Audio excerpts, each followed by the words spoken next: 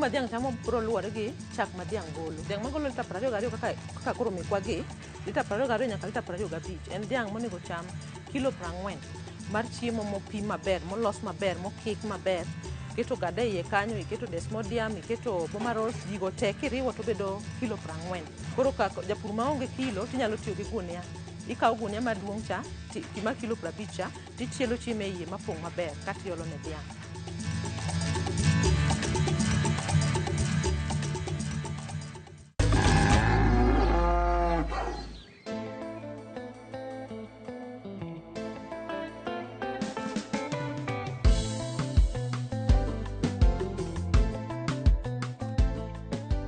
Nyako Ramogi ajuang kamora mora ma intie yena monda ka thuolo mar rwaki e chenro mar juma ni ka juma mokalo ne wane pith mar dhiang' to sama ber ni kelo chak bende ngeni chiemo mage ma dhiang' ni chamo omiyo gi juma ma wantie kawuono ni wadwa neno kit chiemo ma bende iloso kama ka dhiang' otimango oyud chak kaka pile luonga ni alori nyaka black machiegni.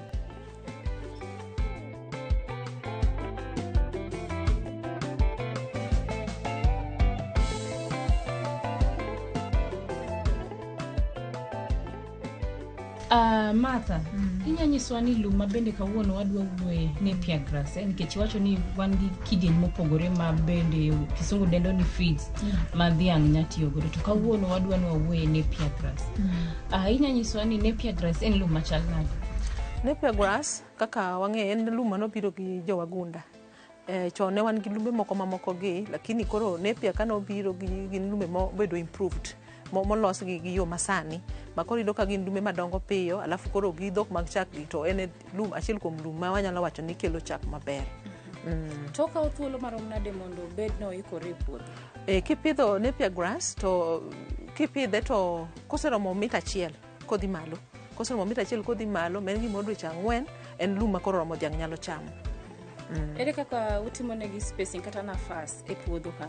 Ya koro napier ko chaka e pidho napier en gima inyalo pidho gi yore mang'eny. Nitiere sama watiyo gi kwacha gim pidhe go wanya timo gi cuttings, wang'ado kaka ing'ado ga gine mopidho go niang'. Ing'ado cuttings, ing'ado matindo tindo stem ne cha motegno maber. Tiketo cuttings, inyalo pidho cuttings go e furrows, kata inyalo timo yo machielo mwanya tiyo go en miluongo ni tumbukiza method. Koro tumbukiza method ibiro kunyo bur fit 2 kadhi piny, kasto kisekunyo fit 2 kadhi piny, tiketo manyiwa debe achiel. Ai kiseketo manyiwa debe achiel, kore ichwoyo at least 20 to 25 cuttings e bur achiel no. Kato burno bende iyudo ka samoro mwagolo ga lach dhiang' mokikore gi chieth dhiang' ka mose gine maber chalo ka urea wakelo to wachak waole bugo cha. Koro iyudo ka en napier mabudho ahinya kendo en napier manyalo dak ahinya e puodho kata ka koth onge. To ber mane ma napier grass ni kelo ne dhiang'? Napier grass ber mokelo ne dhiang' ahinya ne dhiang' nitie mokelo ne dhiang' to nitie mokelo ne japur. Koro napier grass nikech mikawe puodho kacha ka pod en green, nitiere ka en gi a lot of nutrients compare kata gi hay kata moko gi. Tido ka napier grass ni a lot of nutrients omedo kuom dhiang', kato bende bing ni kawe ka en wet. Bende ido ka en wet kamano, gik machalo kaka koro pi bende okelo e dend dhiang', gik machalo kamago. Kato bende en gi ndhadhu, ato yom be. Kong'ade maber mong'ade mayom, tido ka dhiang' chame maber molo lumbe moko gi eki.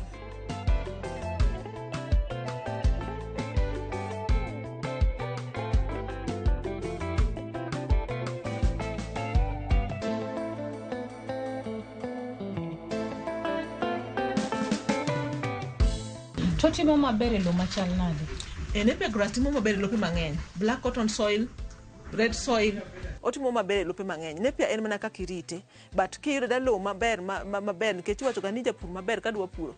Kapok iketo gimoro amora e lowo, tikwongo itimo gimiluongo ni soil testing. But koro gi napier kisetimo all that soil testing, gimoro amora mipidho e puodho nyaka itimne soil testing mondi koro kiyud ni gino nyalo tiyo e lopno. Mana kamano bende gi napier. But koro napier tido ka en onyalo tiyo e wider type mar lope mang'eny. Onya time maber, bora ni rite maber, tipidhe kaka onego bed ni pidhe. To odwaro pi marom nade mondo onyag maber? Pi koro gimo gini ga gi jopur nikech pi ido ka iluowa ka kata Kenya ka. Pi no e gimoro achiel ma nigi shida sana ma jopur bedo go mang'eny. Kata drought, king'iyo drought season, ndalo ma chieng' ng'eny, nitie ndalo ma chieng' dhi mang'eny ahinya. Koro waja nyiso ga jopur ni napier kidwa pidhe maber tipidhe sama koth chakore. kaka koro season 1 ka higa chakore dwe mar 2 adek ka koth koro ibedo ng'ama timo gimiluongo ni rain fed napier farming. Koro ipuro gi koth mondo iyud napier.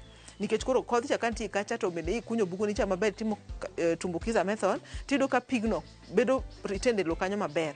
Koro lo pi to bro depend ndalo ma koth chwe. Koro ibedo ng'ama plan chon. Koro ipidho ndalo koth cha mondo koro ka koth dhi ka rumo to iduka koro gisetima gisetegno. Koro kata koth koro onge matin inya timo irrigation matin kata koro odonga maonge wach moro.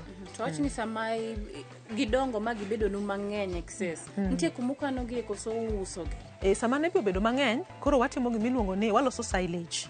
Koro abro ng'ade kosebedo 1 meter taka ing'ade kose ng'ade takele to wakete e chopping area ka to watiyo gi brush cutter kato wang'ade into smaller pieces. Kose ng'ade into smaller pieces takawo chumvi akete, anya tiyo gi maclick super kata anyalo tiyo gi ultra maziwa mix godo, molasses akete, yeast aruwo godo maber kase ng'ade matindo tindo kasta tiele silage bags kata silage pits. Koro kakete kacha ti inyone maber ma make sure ni onge oxygen modong e iye. Kata koro bro go through the nini. Obro ferment maber, molosre maber. Ma koro anya kane kata mana higni 2 kan gi chiemo. Agolo mana matis tamiyo dhok. Agolo mana matis tamiyo dhok. Koro yudo kilose silage okiweyo okethore e puodho, silage pod anyalo uso. Katiyo kode kano kapod ng'eny tanyalo uso ne other farmers around. Mano be nyalo konya kamano. Koro kang'ade kamano aloso silage takano. Bro konya ndalo makoro chieng' nitie makoro koth onge. To wach ni ndalo ma un gi oro kata ndalo ma oro bende nitiere. Unya uso ne job ma bende nitie alwora kae koso un uwegi mano keto mana nikech farm wantie kawuono. Wauso nikech pur en pur mar ohala. Koro sama pidho napier tabedo kode mang'eny. Onge aja mondo abed kode mang'eny to kethore kata e puodho. Koro kaseloso maga ma ang'eni an gi chiemo moro ma ndalo marom kama nyaka chieng' moro chiemo bedi. Koro modong' auso. Koro ka uso tayudo pesa moro matin anyalo omo godo chiemo mamoko ma koro adhi nyiewo ka. Koro akedo godo. Koro yudo ka koro an gima nyalo balance. Koro an gi chiemo ayudo pesa moro matin ne napier ni okonyo dhoga ka be koro yudo ka obiro tich mayot kuoma. Koro an gi pesa be moa kuomgi to an gi chiemo be mar dhok. To sami use ne use gi pesa diwa. Sani kwa loso gine napier kwa uso gine silage mar around kilo 120 kgs 120 kgs and 1200. Yeah, bale molos maber. To chiro chal nade? Chiro mar napier grass kuma wantie ni kata alwora ma Kisumu, Muhoroni, alwora makae. Alwora makae to danga wach ni en mana ni koro alwora maka to ido ka pod ji ok odonjo sana into dairy farming. Koro nikech ipo kodonjo sana into dairy farming, koro ido ka maybe market ma sana joma nyiewo silage, joma timo dhok around timo mostly local cows. Koro ido ka ng'enyne ok gijanyiewo ga ginainya, but koro market wayudo from outside. Koro kilose kamano to koro wabedo gi connection imanyo market from outside, but luo ka to pod ji poko venture ahinya into dairy farming. No anyalo wacho ni jopur kane nyalo donjo into dairy farming to koro pod ne bedo mago yore moko mag kata use pod yudo tich mondo wayud pesa kata Nyanza wakae. En ang'o mano mijing'o kata motivation mar donje pith mar lum mar napier? Pith mar lum mar napier naneno ka samoro dhok thagore. Ido ka samoro dhok thagore nikech ido ka chon ni uso noga nyaka winyang mong'adi cha kentops ni miyo ga ji nono. To koro nodhi chopo kamoro ma koro sani gimoro amora iuso. Koro ido kaka koro wan gi dhok ma over almost 30. Koro ido ka dhok almost 30 kidwa nyiewo chiemo to bedo expensive. Koro naneno ni koro kar mondo wabed ni wasiko da nyiewo chiemo pesa mang'eny. Koro pesa ma yudo tin kwa uso chak to koro tin molo kata pesa mane watiyo godo kuom pith. Koro nomiya mijing'o mar mondo koro apidh napier nikech odongo piyo. Koro ndalo matis an gi chiemo, Koro kata ka koso moko miyudo ma natural grass gi to an gi napier puodho ma koro ok abed gi stress kata ok akos chiemo ne dhok. Owach ni e higa ukeyo didi kata harvesting inya timo didi e higa? Dongo napier tinyalo harvest kata diuchiel kata dibiriyo. Obro depend be kaka irito napier ni cha. Kirite maber mitimo ne top dressing gi urea maber, rite maber, ten napier minyalo ng'ado kata dwe ka dwe, inyalo ng'ado kata dwe achiel, inyalo ng'ado kata dichiel. Dwe ka dwe ido king'ado napier. Koro en mani keto rotate, ok ing'ad te dichiel, king'ado part moro kawuono, iwe part no dongo, ichak ing'ado part moro. Koro yudo ka sama ma dongo ting'ado moro. Koro onge sama ikoso napier. To king'ad dichiel te puodho ti waste. Koro ing'ado mana part moro. Koro sama ipidho gi cha, be ipidho gi mopogore opogore. Kipidho moro January, pidh moro kata February, kamano. Koro yudo ka sama moro ni oromo, moro cha dongo. Koro onge sama ikoso napier. Yeah. Inyatero wa okenge kata process mar pith chakre kaka iloso ikolo amachop kuma kori pith inyatero wa okenge go. Koro ginene napier kapok ipidho to iginene ibro loso puodho kwanza wandi gimiluongo ni primary cultivation. Ikuongo ipuro puodho. Nawacho ni nitie yore ariyo minyalo pidho go nepia. Inyalo pidho faros kata inyalo pidho e tumbukiza e bugo. Koro ka watiyo gi faros tibro timo gimiluongo ni primary cultivation. Ibro puro mokwongo. Iloso puodho maber. Nikech sama iloso puodho maber tigolo buya, koro puodho bedo maber maka gimoro dongo mayot. Koro kise puro puodho mokwongo primary cultivation, ibo chaki dugi puro kendo. Kas koro ikiloso faros ka midhi chuoe your napier. Oyudo ka seche go bende ni iseloso cuttings ka. Iseng'ado imanyo napier makore osetegno maber. Tigolo pieces inyalo ng'ado at least inyalo ng'ado at least 15 centimeters. Sama ing'ado gine ma idhi pidho cha, ti make sure ni wiye kami ipogo gigo cha slant. Tineni samo slant cha ka koth chwe to king'ade kochung' flat to ka koth chwe to pi chung' e wiye no to dhi top. Koro ing'ade koleng'ore matin kama. Koro karcha koleng'ore ka koth chwe to pigno pukore piny. Koro ok chung'e kidonda mano ng'adi cha mondo mi cutting cha otobi. Koro kiselose kamano iseloso puodho miketo faros ka tibiro kawo cuttings ji ka tichuoyo. To kopogore gi mano inyalo tiyo gi miluongo ni splits. Splits en napier moko matindo tindo mowuok e tie napier maduong'.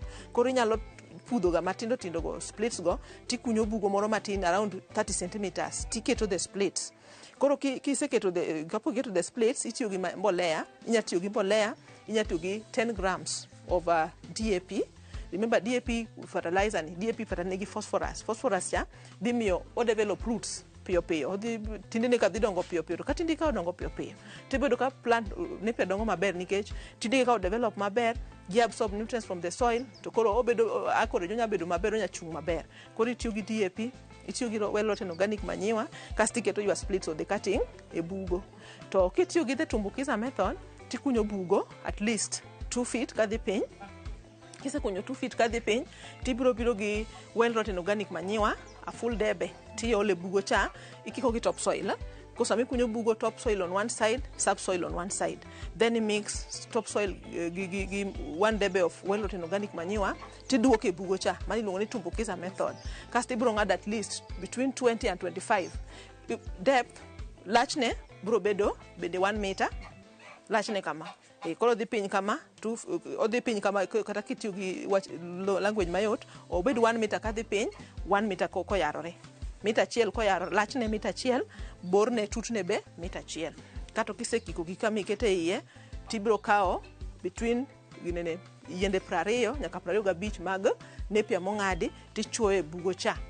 Ichuoyo e bugo cha. Koro ibro olo pi ka koth onge ti olo pi. To ka ndalo koth kana wacho ni watem wati wuga gi koth sama koth nitie. It is less expensive. Koro ichuo cuttings gigo kas koro iweyo gi ti. To fertilizer uolo ne gididi koso dichiel ka kichako no mano romo. Fertilizer dwani samona mora ming'ado lum. Kosetiko ducha ng'wen ma isechako ng'ado lum, oseromo mita achiel. Ing'ade ka en mita achiel napier. Samona mora ming'ado napier, ti iketo urea gi mbolea. Iolo ikawo mbolea mar dhok mosetop maber, mar gwen, mar rombe, tiole. Samona mami ng'ade cha tiole. To kik iwe dhok chiem direct. Kik ikaw dhok nitero dhi chiemo. Kiseng'ado ni koro itero dhok dhi chiemo e napier. Mano ketho ga napier. Koro kiseng'ade ti iketo ne urea. Manya urea tiolo ne napier nino maber. Mano napier mok birume puodho piyo. Kendo ido ka koro obiro kawo kata less than 1 month oseromo ng'eto kendo. Nikech ing'ado ite ka, ing'eni ite cha ema loso ne chiemo. Ema photosynthesis timore. Koro sama ing'ade cha koro nyaka koro ikonye mondo ochak olos chiemo very fast, olos ite ka. Koro ibo keto ne urea. Koro urea cha dhi miyo ite dongo piyo. Koro ite ka dongo piyo to chako loso chiembe kende ineno. Koro biro kawo ndalo matis. Koro ido ka inonge sama ikoso napier. To nuwegi bende uolo ne gi yath. Napier grass bielo ne yath. Gima ber wacho ni ene family miluongo ni the Gramineae family. Koro the Gramineae gido ka mostly ok gibed ga affected so much with tuoche. To be wacho ni kirito gi maber, kirite maber tuoche gi tin sana.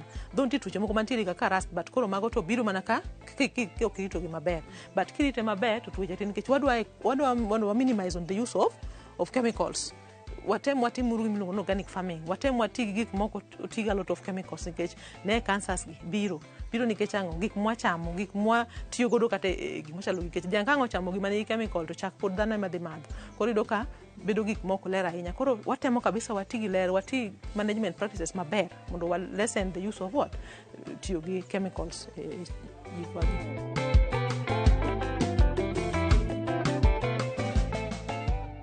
Janeno maro odwa kao nyirni moko machuok wakao break aito bange waduogo. Kik idhi mabor.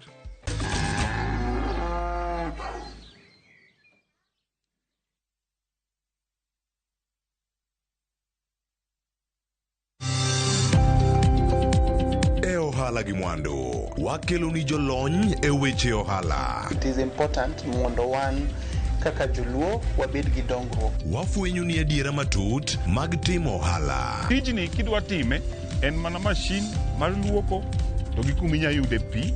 Wawuoyo e wi yore makare mag timo ohala. Kisechopo level mabedo brand, onego ni gimoro amora mitimo en gima timo ang'o makelo pesa. Wakonyi dongo ohandi ka wamiyi yore mag kano mwandu. Investment group kawache mana gi nyinge no en choko pesa kasto ikete kamoro kasto golo nyinyo mabiro konyi e kinde mabiro. Omiyo wakwayo ni ji duto ket pesa gi e savings mondo wapuonji kaka gibiro tiyo kodo. Riwri kodwa chieng' tich ang'wen saa 1:45 otieno mana e Ramogi TV.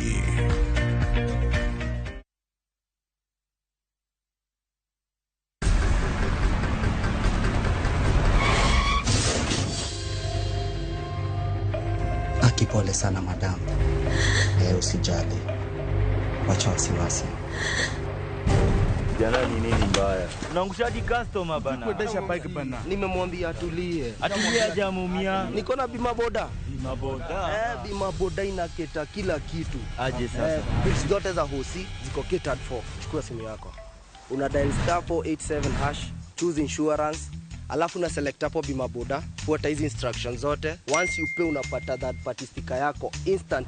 Kain gi okumba mar boda boda mari kata kama sira ojuki wan kodi kike baji goyi bang' masira. Yudo okumba mar bima boda ne boda boda ni kawuono e nengo moyweyo mar shillings 500 kende. Dista 487*4# mondo mi yud bima boda.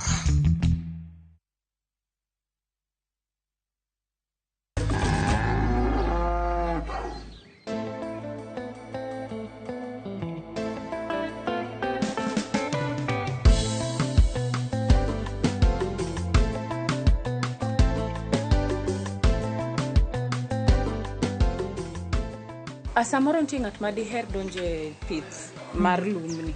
Ginang'o ma ng'ano nyaka bed ni ng'iyo mondi kapok oparo nodwa chako pidho lum mar nepia? Kapok ichako paro ni dwa pidho lum mar nepia, nyaka ing'e ni nitie type mar nepia opogore. Sani wan gi type mang'eny mag nepia. Jomoko biro gi moko ma be samoro kipidho to ok dhi bedo maber. Koro ng'e ni to ka adhi golo kodhi kanye, kodhi mar nepia madwa pidho ni adhi gole from which source. Samoro waja advice the farmers ni kawe kata kari, idhi ud begu maber mar nepia. Kik idhi bukati dhi e puoth ng'ato ni ng'isi ni pickup achiel odhi uso ni *1,000. Tidhi ting'o kodhi tinga mzima ni biri keto kato at the end of the day onge gimilo itimo. Koro nyaka ing'e ni to lum ni adhi gole kure. Next thing monego ing'e ni to be an gi enough nini, ban gi manyiwa, be an gi fertilizer madhi tiyo godo e pidho lum ni. Nikech lum ni ka anyway kok ionge manyiwa to ionge fertilizer to lum ni ok bedak e puodho. Koro idhi golo gigo kanyo. Apart from that nyaka ing'e ni gine management onego bed ni pidhe nang'o e process mane mipidhe go, management mage modwaro mondo kitim ang'o, mondo ki venture into pur mar lum. Tere kaka unuwegi ukano gi ka usegolo gi e puodho. Koro wan gi store mwakane lum. Koro store wakano nyaka lum motwo. Koro wan ite ka be wanyalo gato samoro, wanyalo gato koro bedo hey. Mano koro watiyo ga tiesa makoro wakoso the boma rolls and the rest. Koro kwa gole to wan gi silage bags. Koro silage bags gido ka they are easier nikech gin gik ma ng'ato nyalo timo kata kok need tinga. Gipogore gi pit, the trench silos, the pit silos. Koro magi gin mag yo ma japur matin ma pod ok nyal bedo gi the trench silos, the pit silos, nyalo tiyo gi the silage bags. Waluongo gi ni tubes. Koro tubes gi at least one goes for 800 shillings, between 100 and 1,000 shillings. Koro kiyudo kaka in gi those silage bags. Kwase ng'ado lumbwa ni mondo kisintia momo odhi overgrow. Ko overgrow to nutrients mag manti kume ka dok piny. Koro koseromo 1 meter to koro kar mondo wawe ko overgrow to nutrients dok piny, wang'ade to kwase ng'ade tabira agina mix gi molasses, gi yeast, gi chumvi ta atiele gunde ka ti ji nyone maber ma make sure ni onge oxygen modong e iye to watwe ma tight to wakane kata higni 2 anana gi lum. Ber mane ma chumbi timo e lum sami kete miwacho ni sami nyone no tiole chumbi timo ang'o sami dwa kano lum.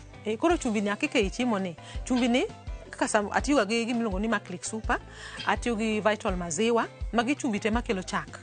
Koro sama atiyo kode cha, lumni obedo gi palatable, obedo gi ndadho moro. Sama dhiang' chame to en gi ndadho moro. Kato chumbi be kaka wang'e pile is a preservative. Koro preserve okelo ndadho ne dhiang' be, omedo chak, koro iyudo ka en chiemo makoro ber molo chiemo moko gi. Erokamano. Donge akiani kamuke neno ni mabor gi kae storage area ni. Kamuka ne e lum. Mana stocha. Kara ine manisiemu. Onge wach.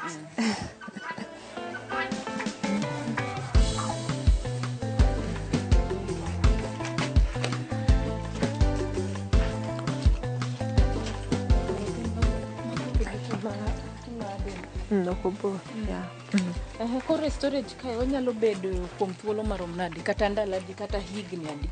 Ko rite maber ma ok otuch ma ka jwala cha ok otuch kata ka koth ok odonjo go lum kamuka ne lum to onge gima nyalo ketho lum nyada kadaka. Bora ni make sure ni koth ok donji koro kata king'iyo odwane tibono ka wan nyaka gi kuonde ma yamo donjo godo aeration. Koro wan gi aeration kuonde ma yamo donjo godo, wan gi lum iketo kata ka en lum motwo ikete ewi gine moko kamano koro ok oyud ng'ich koa piny. Koro sama itiele kata e gunde tido ka lum koth ok go, wan gi roof, obedo gi kuonde ma yamo donjo godo, koro ok ofundre otim mold. King'e kofundre anya to be o mold, koro mago nyalo ketho quality mar lum. Manyiso ni lum ponga kama chop malo kuma nene. Lum pong kama chop malo kuno nikech mondo abed gi chiemo throughout. Aya ta abed ni koro akawe chiemo lum kethre puodho ni ndalo ne okalo, koro ang'ade maber talose, akete otwo kaka man kacha ka, ama akete kaka silage to wabiro wapango ka to wawe mana kama yamo kudho godo lum. Koro wanyalo uso to wanyalo pidho godo dhok be. To koro wachi ni magi aneno kamoko sa magi ema dhi karumo, ma storage ma dhi karumo. Ma koro ma oganda be watiyo go ma oganda motwo. Kwasegolo oganda e puodho to yiend oganda modong' cha embe wakawe to wachak warege. Kwaserege to wakete molasses, wakete yeast, to wakete chumvi dhiang' chamo. Onge gima bedo waste sani agriculture ka. Gimoro amora itiyogo kaka chiemo. Koro kwakawo molasses kacha tikawe tidhirege kacha tikike gi napier grass mobedo wilted dala chiel to wakiko gi hay. Koro iyudo ka en chiemo manigi gimoro amora, desmodium bende nie iye. Koro iyudo ka dhiang' chamo ka dhano chamo protein, vitamins, mana kaka dhiang' be chamo gigo te chiemo mochamo. Un ga gi joma samoro thago wanyawacho ni middlemen, samoro idwa tere e chiro. Un gi joma samoro thago kaka jainago. Middlemen tiere ma samoro bende kobro okawo kata lumbi ka to odhi okiko gi the natural grass. Otwoyo natural grass to kiko gi maricha to tere chiro. Koro ng'eni sama no wuok ka to wuok gi lum miuso ne maber. To bende uso bei maber. To kowuok ka to odhi okiko gi natural grass. Koro iyudo ka ng'ato bro wacho ni to lum nanyo Fort Farm, lum anyo of low quality. Kare odhi okawo lum to kiko gimoro cha mondo at least cost ne odhi piny oyud more profit. Koro issue mar middlemen bende serious e heika nikech jopur mang'eny ok kata kaka Boma Road chalo. Japur nyewa lum kowe ni Boma Road karo nyew gimok Boma Road. So nyano this local grass. Aya lum bonego beni ng'ado ka kapoko kadwa chako flower. Tido ka ng'ato kaka lum mora eno ka mose flower to ng'ada to keto mano onge nutrients e lum no. En lum monego beni ka otwo king'iyo maka heika tibedo ka otwo ka pod en gi that greenish color in it. Tido ka samoro lum otwo molokore rabuor molokore rating. Koro mano ok lum maber ahinya. Koro middlemen bende en problem machando jopur e pur mar lum kae. Gin pek magi kata challenges magi ma in iwuon kaka japur isekale. Awach ni samoro kionge chiemo mar dhiang'. Ya sama ionge chiemo mar dhiang' iyudo ka samoro be sama chiemo mar dhiang' onge tingino onge ne community te. Koro iyudo ka kuonde ma pidhe lum ka ji chak rwake dhok. Koro ini ji onge lum mari matin mantie be girwake dhok to in ng'eni dhok are zero graced. Koro ng'eni gin megi wuotho oko to megi are zero graced. Sama giserwake dhok lum seng'eno kethore. Koro sama dhiang' lum ng'eni ka dhiang' onyono ka nepia konyono to kethore. Koro iyudo ka samoro adira an gi puodho kata 5 acres to lum dhok ma ok onyono te. Koro kata imak ng'ati ter ka police to at the end of the day they're in cage. Koro that is a big challenge kabisa. Koro mano bende apani is one big problem, major problem ma wan go e pur mar lum kae. Bende nitie kony ma county government osemiyowu korka pith mar lumni? Onge kony moro amora ma government osemiyowa. Gimoro amora kata obed kodhi kata obed fertilizer wanyanyowa from reputable sources to wakelo watiyo godo. Kwa tieko show makawuono en wach mane ma in godo mogik ne ng'at ma samoro diher donje pith mar lum. Ya koro gima daher mar nyiso joma dwa pidho lum ma dhok opogore. Koro sama pok iparo ni dwa pidho lum moro amora, ng'e ni to lum ma dwa pidho mar dhok ni en lum madongo piyo. En lum ma medo ndhadho ne lo. Nikech lopni kiny na chaka dware kiny mondo chaka pidhe lum. Koro ipidho lum ma kelo ndhadho ne lo, ipidho lum ma rito lo. Orito lo, ogeng'o erosion. To bende omedo ndhadho ne lo. Koro ne malo ma pod ibiro tiyo godo for long kipidho lum. Aeto kopogore gi mano, i make sure ni ginene lum ni en lum madongo piyo, en lum madhi gi climate ma area no. Moko ni koro kikele to climate dhi tame. Koro weather ma area no odonjo godo maber, en lum ma ok okel effect to kata the community. Nitie lum moko ma kipidho to kata sum. Koro i make sure ni lum mipidho ni understand en lum ma ing'e wachne maber, altitude odhi go maber and all these things kapok venture into pur mar lum. To gi kuma ibo yude chiro kech wapidhe mondo wayud kode pesa. Customers gien ng'a gini nikech samora mora ma pok idonjo ohala mora amora nyaka ing'e ni to customer na en ng'awa madwa pidho lum ni adhi uso ne ng'a lum. Ira pidho lum ji adi mopidho dhok around ka koso apro need another cost mar transport mondo adhi aus lum somewhere else. So mago gik manyaka bi e wiyi. To koth, what is the weather pattern area no? Bende nitiere enough rain for the grass? Ka onge enough rain, will I have any other means of maybe irrigation or something? Koro mago gik manyaka you put into consideration. Ng'ato diher many. Kia ka un gi social media handles inyanyisowa kata namba ma inyatudruok godo kodi. Ya, anyalo chiwo namba na mar simu to gi namba mar farm. Koro namba na mar simu en 0725 766605. 0725 766605. Kata namba mar farm en 0748 101055.